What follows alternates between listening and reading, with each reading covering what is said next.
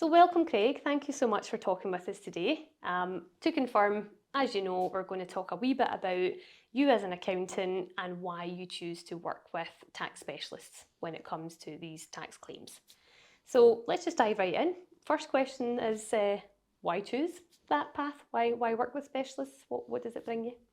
Well, we're aware that there are some particularly valuable reliefs available to clients for capital allowances, research and development, and in that tends to be, to make a successful claim on them, tends to be more specialised knowledge than we can provide.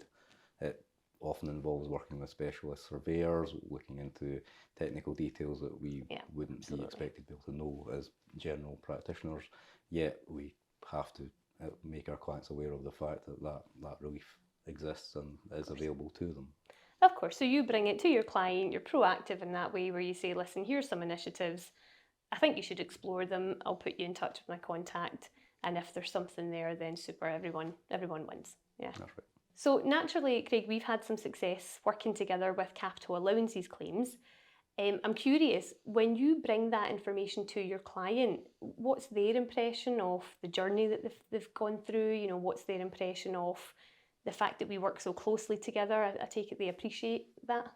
Yeah, I mean the clients obviously appreciate the tax relief, Yeah. certainly, but I think they also like the additional peace of mind knowing that there's a specialist involved with basically a good argument for whichever relief we're making, and the backup to go along with it to support any claims.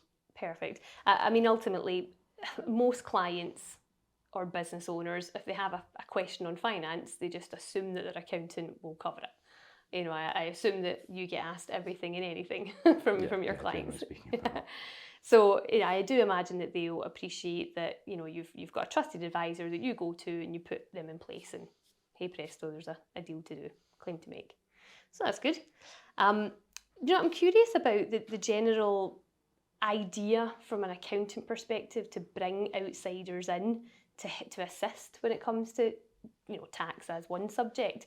What would your general opinion be on that in regards to welcoming third parties in to work together? We tend to refer work to specialists quite often when it's out with our remit. So often things that are tangentially related to their business, pensions, for instance, will come up. Now, pensions isn't something that we can advise on.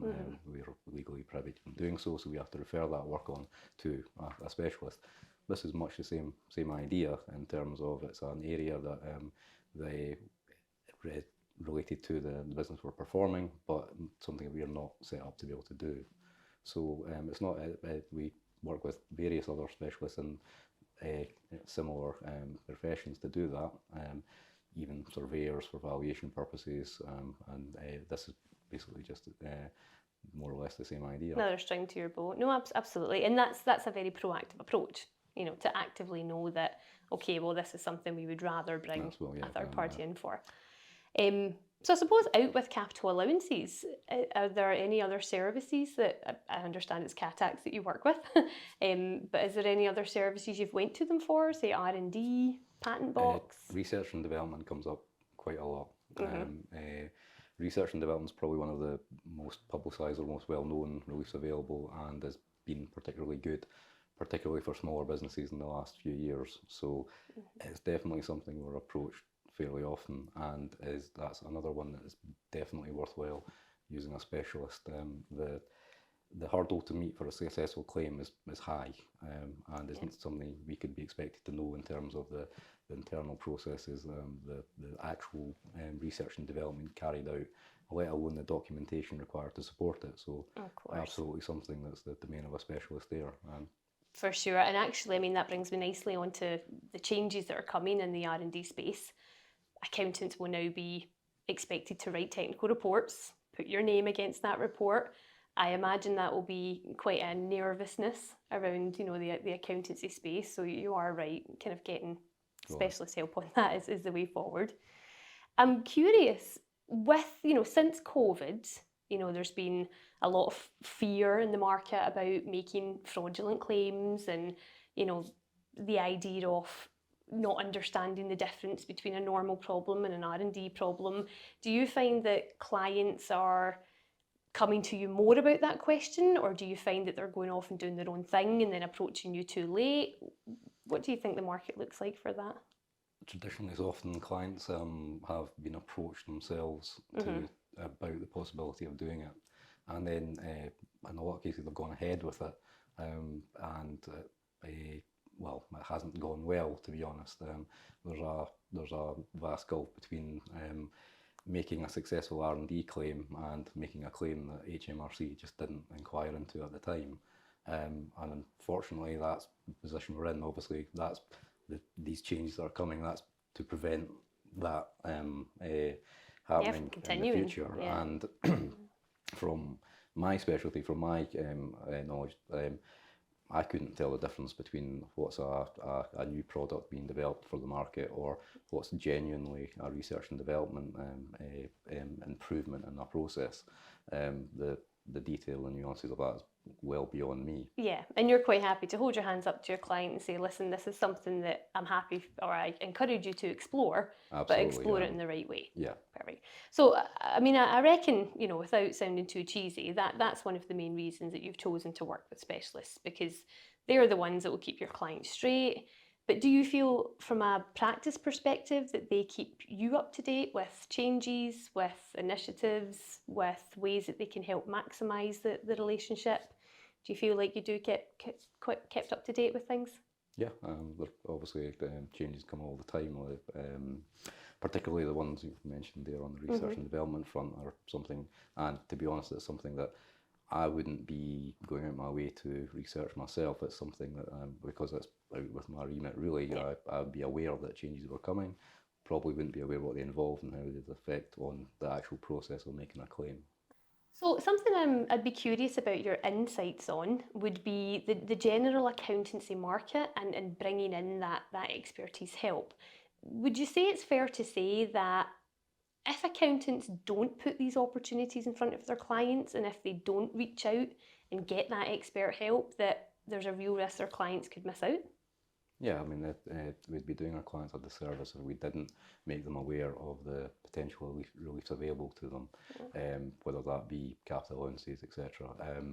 Now, there's a difference between us making them aware of it and actively saying that we could do something about it, which is the difference where that comes in. And obviously, research and development is for clients who we are aware are conducting research and development, who are actually doing that, then that's where we can see that we can talk to our clients about that and ensure or recommend a claim. I think the difference that's been happening latterly is clients who've been persuaded that they're doing research and development claims by other firms for strictly the purpose of making a claim, and that tends to be where they come unstuck. I mean, that is unfortunate, particularly after COVID. We have seen that there's been quite a number of claims that have been paid out, which shouldn't have been paid out on, and there's now essentially recall on that. So I definitely see that there is that concern in the marketplace. And then as accountants, you then get the aftermath where they've not involved you from the beginning. And, you know, you then have to come in like a white knight and fix the problem, which, you know, can't happen sometimes. So again, you know, you're doing the right thing where from the outset you are explaining to your clients, listen, I have someone, you know, that we work with. If you want to explore this conversation, let me put you in touch. But you're just really giving them the peace of mind that it is out there. You are encouraging them to learn about it, but do it in the right way, and really, you know, make sure that what you're putting forward is absolutely concrete. And actually, from working with accountants, we try to involve them as much as possible in the whole claim process, because it's a nice thing for you to learn where your client is doing that R&D. Even though you don't have to write the report, it's still helpful for you to understand, right, okay, I'll keep an eye out for that, you know, for future. Is that fair to say? That's right, yeah. Yeah, perfect. Well, that has been really, really helpful, Craig. Again, like I said, I just wanted to highlight some benefits that it brings to your company to bring in third-party help, and it sounds like it's been working a treat so far. So thanks so much for your time. No problem.